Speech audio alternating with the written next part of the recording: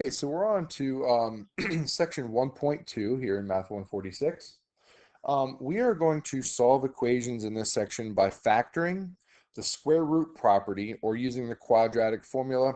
And we're going to introduce something which you may or may not have seen. It just depends on what was possibly covered in classes before. But we're also going to introduce something which is solving equations which are considered to be quadratic in form.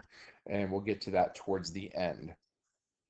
All right, so let's just do a couple of real basic examples of solving equations by factoring. We did a little bit of this in 1.1, but we'll go ahead and reintroduce some stuff here and go a little bit further. Whoops, it should be example 1. So we'll do a really basic one here, and there's a couple of key things that I want to point out. So this is x squared equals 4x. One of the typical things that people like to think about doing is like, okay, so I've got x's on both sides, let's divide an x out. Not a good idea in this case, because when you do that, you are potentially losing solutions. I say potentially because it doesn't always happen, but you don't want to lose a possible solution by dividing the x on both sides. What we want to do, because this is a quadratic, we want to move everything to one side of the equal sign, make it equal to 0, and solve it that way. So instead of dividing, we're going to subtract 4x on both sides, which now leaves us with a common factor of x in both terms, which we can then factor out, which should leave x minus 4 in parentheses. And then this is called the zero product property. Basically, I've got x times x minus 4, so two things being multiplied together to equal 0. If that is the case, then at least one of those things must be 0 in order for you to multiply two numbers together to get 0, which means that either x equals 0 or x equals 4. And those would be the solutions to our equation. So set notation, I would have the solution set of 0 and 4. Again, not in parentheses. That would look like an ordered pair or an interval of some kind. And don't use a bracket. Once again, that would look like an interval. Set notation 0 and 4. All right, and let's try something that is a little bit lengthier. Keep putting the colon there too quickly. So let's say we have x cubed minus x squared minus 4x plus 4 equals 0. That should be a plus 4. Well, it kind of looks like a T. There we go. Okay. So in this case, we actually have a cubic, not even a quadratic. It's a cubic because the highest power is 3. But we also have 4 terms. In general, when you have 4 terms, if you have no common factors, which we don't, because I don't have an x in everything, there's no numbers that we can factor out other than a 1, you're going to look to try and factor by grouping. I don't know, again, how much this has been taught. Again, it's supposed to have been, but if you factor by grouping, the concept is to take the first 2 factors and group them. And then take the second 2 factors and group them. Now, the one thing you want to be careful of is the first of those factors has a negative out in front of it. You can't chop the negative off. The negative goes with that 4x, so it's negative 4x. So you're going to have a negative 4x in parentheses here with your 4. The problem is the way I have that written currently, it makes it look like it's multiplication, and it's not a multiplication problem yet. We haven't actually done any factoring. We're just regrouping. So what we're going to do is we're going to put a plus in between there, because if you add a minus, it's the same thing as subtracting. So that's perfectly fine. Now we're going to go ahead and factor out of each one of those different parentheses the common factor. Well, within the first one, I've got x cubed and I've got x squared. So the greatest common factor there is x squared, which we can factor out, which will leave us with an x minus 1. And in the second one, what we have is we have a 4 in both cases. Technically, we have a negative 4, so we're going to factor out the negative 4, which will then leave us with x minus 1. Had we factored out the positive 4, we would have been left with a negative x plus 1. What we're looking for when we do this is for this factor to be exactly the same. And it is now in this case because we factored out the -4. So what we now have is we have two terms. This is a term and this is a term. That whole thing, the x squared times x minus 1 is a term. The -4 times x minus 1 is a term, which now we have a common factor of x minus 1. So if we factor the x minus 1 out of each one of those, you are now left with an x squared in the first term and a -4 in the second term. So you'll have x squared minus 4, which equals 0. And technically, we can factor the second of those factors, x squared minus 4, further using the difference of squares factoring technique, which would leave you with x minus 2 times x plus 2. Once again, I have to assume that is something you already understand how to do. So now what we have is we have three values, x equals 1, x equals 2, and x equals -2 that will all satisfy the original cubic solution. So if we write that in set notation, technically you should go in order, numerically left to right, -2, 1, and 2 are your solutions to that particular equation. Okay, so let's move on. Let's do a little bit of terminology here before we get into our next example. When we're solving these equations, what we have is you're finding the solutions to these equations. Okay, we know that much. But solutions can also be said in a different way. When you're finding the solutions, you are also finding what are called the zeros of a function. The reason for that is because if you think about the graph of these things, what you're finding is when y equals 0, or yeah, that's probably the best way to say it. It's when y equals 0. So what values of x make y 0? So it's called the zeros of the graph, which also, if you think about it, when y equals 0, that is literally the x-axis. So these are also called the x-intercepts. So if you see something that says find the solutions, find the zeros, find the x-intercepts, all of that means the same thing. All right, and for most of the rest of our examples here, we're going to be dealing with quadratics, again, up until the end.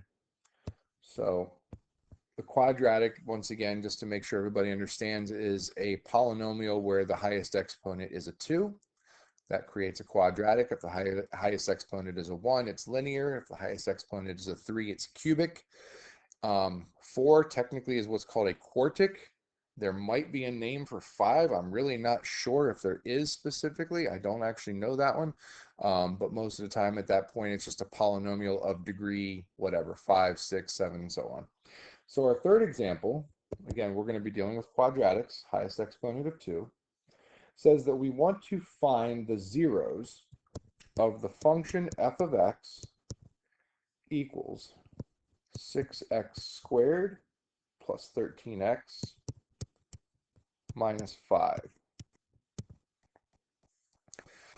The reason that I say that is because the problem will say, like, find the zeros. Well, you don't see a 0 there. It's not equal to 0. But that just means set that function equal to 0. F of x in this case, which is the same as y for the most part, is 0. So we're going to set this equal to 0. And then we're going to solve the quadratic equation. So the first way we're going to do this is back to our old friend, the factoring method. So this is a quadratic. In order for it to factor, should it factor nicely, you will reverse the FOIL process. Once again, there are many methods to doing this. I'm not going to tell anybody that their method is any better or any worse than anybody else's as long as it works. Mine is a little bit of guess and check sometimes, but for the most part, it's just being able to do mental math. One thing I know is that I'm going to have some combination of an x and an x out here in order to get a 6x squared. Now 6 itself, of course, has multiple factors, 6 and 1 and 2 and 3. So you could start off kind of just by guessing and checking those. The one thing I do know for sure, however, is that that 5 on the end only has two factors, 5 and 1. So I'm going to plug a 5 in here and a 1 in there. Let's make it actually look like a 5. And I do know that since that 5 is negative, I'm going to have a positive and a negative. Either the 1 or the 5 will have to be plus or minus. The 13 is positive, so more than likely my combination with the 5 is going to have to be the positive part, but we'll have to check that out. So now it is a little bit of guess and check. And I'm actually going to purposely guess incorrectly here to show you how this works on this one. If I were to guess 6 and 1, for my factors of 6, and I plug a 6 in here and a 1 in here. If you were to FOIL this out, you would get a 30 here and a 1 here. I can't add or subtract 30 and 1 to get to that 13 in the middle, so that is not going to be our correct pairing. So I'm going to go ahead and get rid of those. If you flip the order, put the 6 here and the 1 here, because the order will make a difference. I'd get a 6 on the inside and a 5 on the outside. Obviously, some of you have probably already figured this out, that these combinations aren't going to work. Can't add or subtract 5 and 6 to get to 13. It can get to 11, which is close, but doesn't really work in this case. So we're going to have to do a combination of a 2 and a 3. And again, the better you are with mental math, the easier this will be. If I were to put the 3 here, that's going to give me 15 on the outside. If I put the 2 here, that's going to give me a 2 on the inside. So 15 minus 2 will get me to 13. So that'll have to be a plus here to give me the plus 15 and a minus there to give me the minus 2. So there's my factoring. So now I would set each one of those two factors equal to 0. If you can do this mentally, wonderful. If you can't, you set them each equal to 0. And then you solve for x. So I will do multiple steps at once here. If I add 1 to both sides of the one on the left and then divide by 3, we would get that x equals 1/3. And on the right-hand side, you subtract 5 first and then divide by 2. So you would have minus 5 over 2 or negative 5/2. In this case, those would be the zeros. Those are the solutions to our equation. So in this case, I would have the set of values, negative 5/2. Man, I'm really having a hard time with these 5s. And 1/3. That's your solution set. Those are the zeros of this particular solution. Okay, let's try another one. Keep that one on the screen just for now. Example 4. Let's find the zeros of f of x equals x squared minus 6x plus 9. Once again, we're finding the zeros, so we're going to set that equal to 0. May not start that way, just that's what you have to know to do. So we will factor this.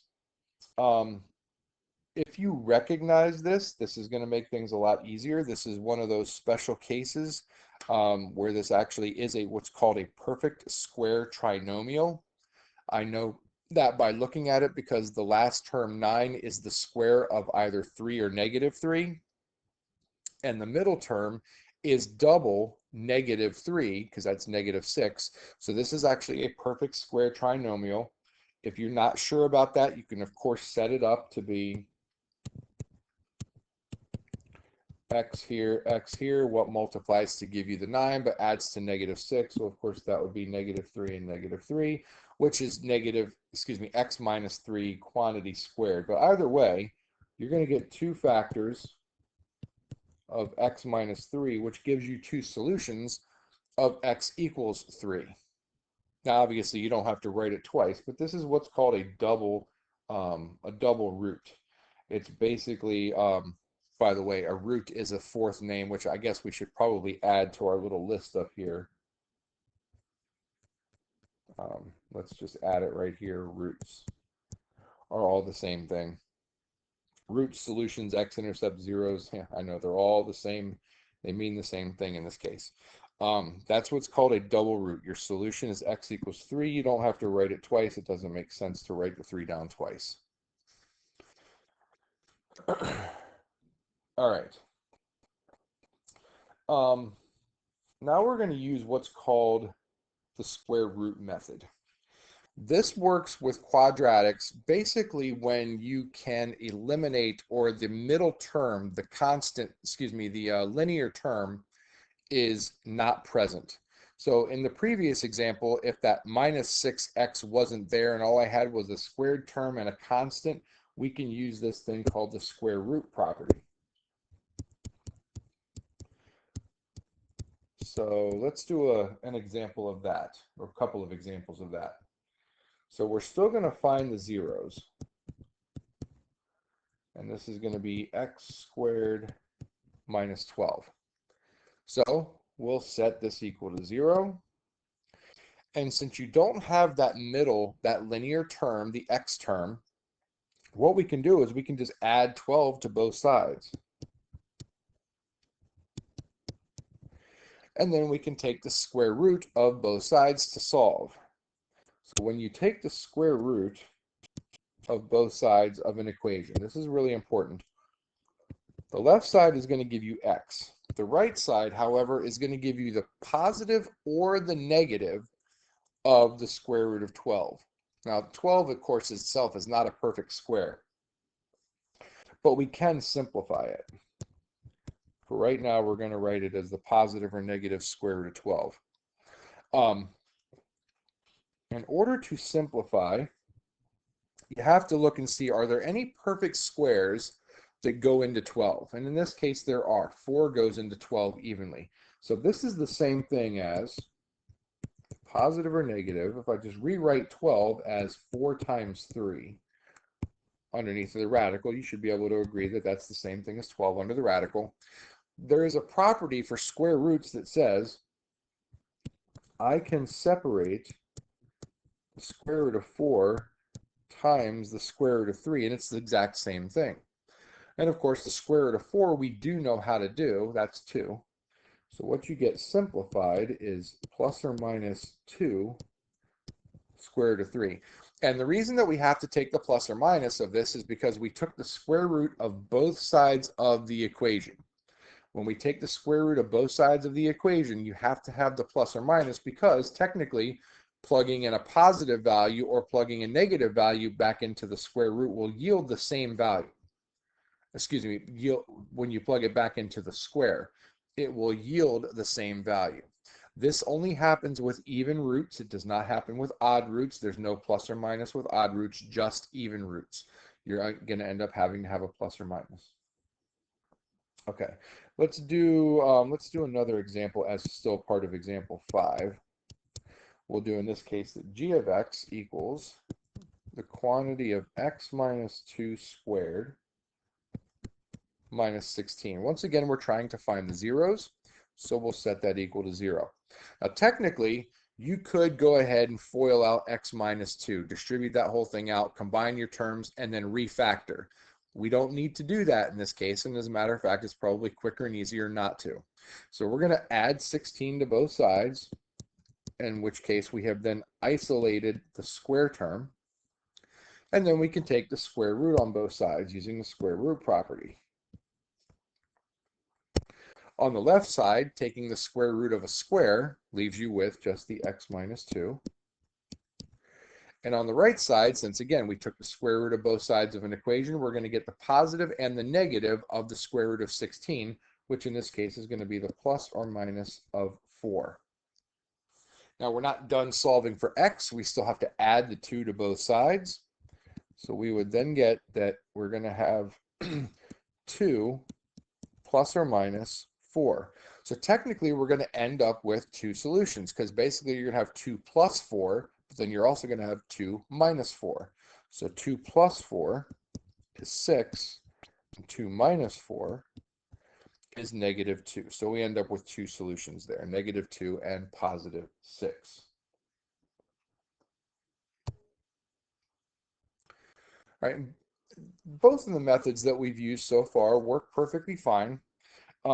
There is another method which we're actually not going to go into right now, which is called completing the square. it's actually a method which is used to develop what we are going to go into, which is called the quadratic formula. If we have the appropriate time, and I think we may end up doing this later in the course, we'll do something on completing the square. Again, I believe it'll be, I think it's an important thing that you have to know how to do algebraically. We're just not going to cover it right now. But when you use this thing called completing the square, it gives you what is called the quadratic formula. The nice thing about the quadratic formula is it works every single time for quadratics. Assuming you do the math correctly using the quadratic formula, it does not fail. So let's write this down. Quadratic formula. Okay, not that you all should do this, but when I was actually in school myself, I had to write the quadratic formula 30 times straight down my page, not doing it as like x equals x equals x and then filling in. No, I had to do the entire quadratic formula 30 times straight through, and suffice it to say, I've never forgotten it since. Some people might call it torture, but whatever it is, it worked. This is the quadratic formula. It tells you x equals negative b plus or minus the square root of 4 times a times, excuse me, boy, I almost messed that one up big time. B squared minus 4 times a times c all over 2a. And you might ask yourself, if you're not familiar with this, where do those letters come from? What the heck does that all mean? Well, the actual quadratic formula comes from the fact that a standard quadratic equation is in the form ax squared plus bx plus c equals 0, where a, b, and c are your coefficients. A is the coefficient of the squared term, b is the coefficient of the the linear term, and c is your constant. If you can figure out a, b, and c, you can use the quadratic formula, and once again, it never fails. So, why would we want to use the quadratic formula? Or some people might actually even ask, why would you want to use anything other than the quadratic formula? And that's a good question. Sometimes it's just quicker and easier to use other things that are a little bit faster. But using the quadratic formula, once again, never fails. And it's really good to use things which just don't factor easily, or the square root property doesn't work out nicely. So let's go ahead and do an example. What the heck example are we on here? Let's see. We are on example 6. Whoops. Example 6. So let's make f of x 3x squared minus 5x plus 1. If you were to try and factor this does not factor nicely. You cannot use the square root property because we have the linear term of minus 5x in the middle. So let's go ahead and use our quadratic formula, which says that x will equal negative b. Well, b itself right now is negative 5, so the opposite of negative 5 is positive 5. Plus or minus the square root of b squared. Well, if I square negative 5, that's 25.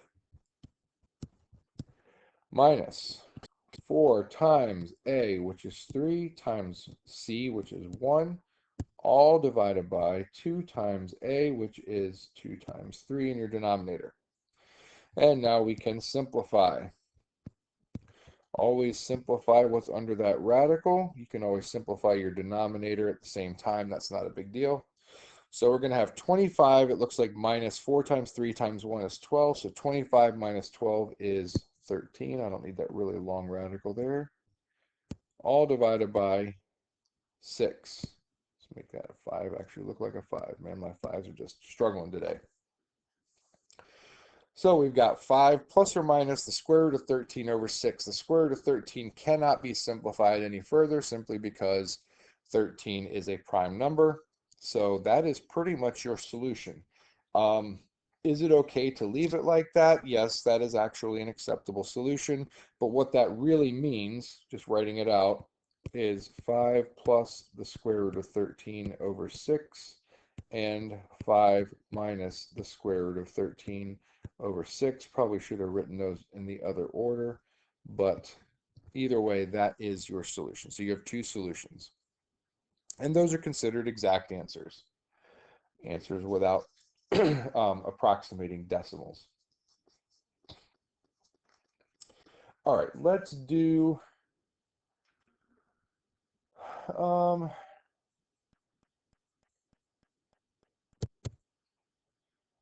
let's do one more quick example, and it's going to be quick because of something that happens in this specific example.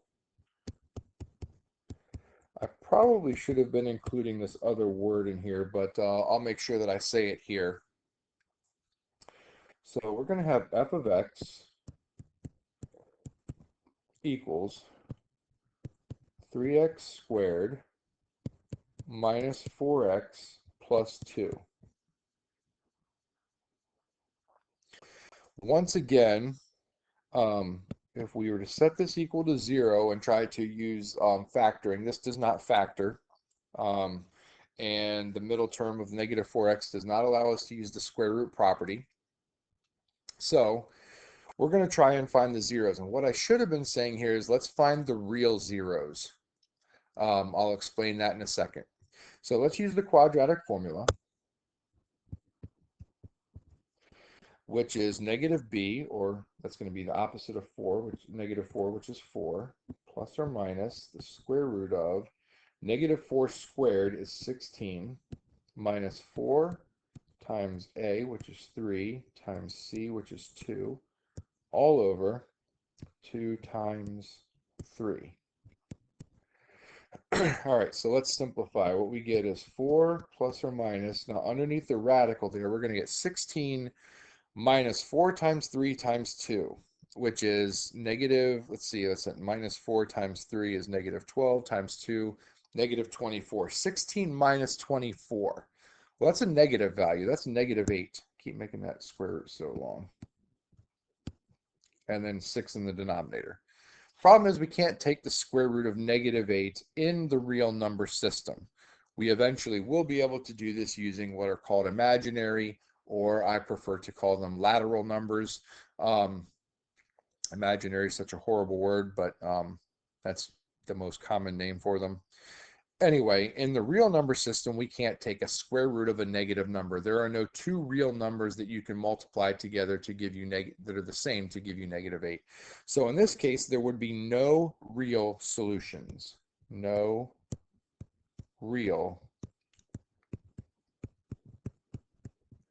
solutions. So just be careful when the question is asked. It'll probably say find any real zeros, or if it just says find the zeros, then that would be something that we'll do in the future, something a little bit later on. So in this case, we are done with that problem because we would be looking for the real zeros of this, or real solutions, and there aren't any. All right, and for our last couple of examples here, we're going to do equations which are considered to be what are called quadratic in form. Again, this might not be something that you've seen before, but we're going to touch on this. We're going to touch on this now. So let's find the real zeros of f of x equals quantity of x plus 2 squared plus 11 times x plus 2 in quantity minus 12. Again, we want to find the real zeros, so we'll have to set that equal to 0. Now, this is one that is called quadratic in form. There are multiple ways, once again, to do this. You could go ahead and distribute the x plus 2 times itself, distribute the 11 into the other x plus 2, combine all the like terms, refactor, or use the quadratic formula from there, whichever way is best. In this case, I want to show you that what you should see is that what you have here is a term x plus 2 in a parentheses that is squared. Here you have the same x plus 2. What we can do is we can basically say, let's redefine x plus 2. We're just going to say, let's call x plus 2 another variable, Typically, we use a u when we have to do a substitution. You will see that quite often when you get to calculus, as a matter of fact. So all I'm doing is I'm saying I'm just going to let x plus 2 be the variable u. It just makes it easier to deal with. Well, when you do that, what you end up with now is u squared plus 11 times u minus 12 equals 0. And then now that we've kind of simplified the expression, we can go ahead and solve this, whether it factors or quadratic formula or whatever else you feel like you need to use. In this case, it does factor. So we could call this, let's see, that'll be a u and a u. That would have to be a 1 and a 12. And to get the positive 11 in the middle, that has to be a plus 12 and a minus 1. So in this case, our u values are going to be 1 or negative 12. The only thing you have to do is be careful of the fact that we changed our x's into terms of u to make it simpler to factor the equation. Because of that, you have to remember over here, that was what the original u value was. So we need to take each one of these new u values and set it equal to x plus 2 so I can actually solve for the values of x that make this work. So I would basically say that, okay, 1 is equal to x plus 2 and solve that one, or negative 12 is equal to x plus 2 and solve that one. And this will actually give us our values of x. So in the first one, you just subtract 2 on both sides, you get that x equals negative 1. And the other one, you subtract 2 on both sides, and you get that x equals negative 14. So you still end up with two solutions, but you have to make sure they're in terms of x and not in terms of u, because the original equation started off in terms of x. This idea of doing a substitution for things like this is going to, like I said, it's going to carry through a lot of the stuff that you do in the future. This one is a relatively simple problem that didn't necessarily have to have that done, but that would be a way to do this problem. So we get negative 1, oops, let's write it as negative 14 since that's technically the lesser value, and negative 1. So doing a substitution there made it a nice easy quadratic to factor. The idea behind something being quadratic in form. Let's actually write this down real quick. I know this video is running a little longer than I wanted it to, but it's okay. Quadratic in form. In order for something to be quadratic in form, your leading term, your quadratic term, not your quadratic term, excuse me, your leading term, the exponent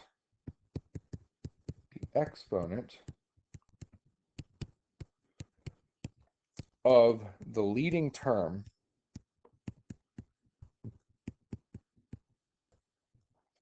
needs to be double the value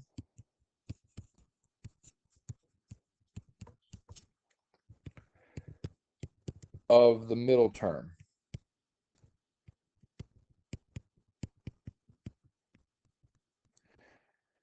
And then there's also going to need to be a constant in order for it to be quadratic in form. Technically, that constant can be 0, so it doesn't have to be a number there. But for it to be quadratic in form, the exponent of the leading term needs to be double the value of the middle term. And if you think about all quadratics, we can go back up here real quick and look.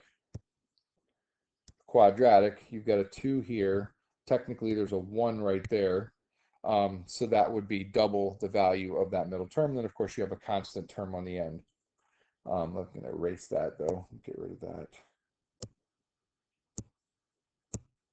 because we don't really need it. But that's the idea. And the same thing just happened here. You had a squared, and then you had a first power on the x plus 2, and then you had a constant term. So let's look at one that doesn't look quite as obvious. And this will be our last example for this video. Example number 9.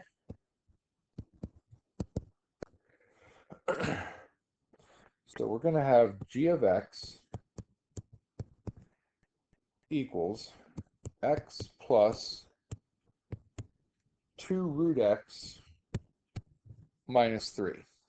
And again, what we want to do is we want to try and find the real solutions to this equation. Well, if you remember, that the square root of x is the same thing as x to the 1/2 power. Okay, I might be getting ahead of a little bit of our review, but that is the same thing as x to the 1/2 power. So really what you have here, that one has a power of 1. This one has a power of 1/2. 1, of course, is double 1/2. So this is what is considered to be quadratic in form. Now you can do a substitution once again if you would like to, in order to do this particular problem, or you can just factor it as if it would be normal. We're going to go ahead and do the appropriate substitution. And what you always use for your substitution is you use the middle term. So we're going to let our u value here be the square root of x. So if I want to get an x out of that, I would have to square both sides of the equation, which means that x equals u squared. So I can come over here to our g of x equation here and rewrite x as u squared. The square root of x is what we define to be u. And then we've got minus 3. And now that looks basically like a standard quadratic equation that we are used to. So this is, again, why it's called quadratic in form. We can make it look like an actual quadratic equation. So we can factor this one real quickly because this one factors nicely. Has to be a u and a u, a 1 and a 3, and the 3 has to be positive. So u here will equal 1, or u here will equal -3. So in order for us to actually solve for the values of x, we always go back to our original equation that we let u be. So we're going to plug 1 in for u and make that equal to the square root of x. And we're going to plug in -3 for u and make that equal to the square root of x. To solve for x, in both cases, we will square both sides. Squaring a 1 is still 1. Squaring the square root of x is x. Squaring the -3 is 9. Squaring the square root of x is x. So we get solutions of x equals 1 and x equals 9. Now, we did start off with something which was not actually a quadratic and turned it into a quadratic. So we should double check our answers. If you were to plug in a 1, you would get 1 plus 2 times the square root of 1 minus 3 equals 0. Square root of 1, of course, is 1, so that's 1 plus 2, which is 3, minus 3 equals 0. 1 works. Try the 9. Plug in a 9. So 9 plus 2 times the square root of 9 minus 3 equals 0. The square root of 9, of course, is 3. So you get 9 plus 2 times 3, which is 6, minus 3. And here we get 15 minus 3, which is 12. Well, that certainly is not equal to 0. So that one doesn't work. So our only solution here is x equals 1. X equals 9 is extraneous, and it did not work. All right, that is what is called quadratic in form. So we're going to go ahead and stop this video here. It was a little bit longer than I'd like to try and keep them to around 30 minutes if possible. Some lessons from here on might have to take multiple videos because the lessons obviously will get longer as these will review. All right, the next section we come back with will be for 1.3, which will be some simplifying activities.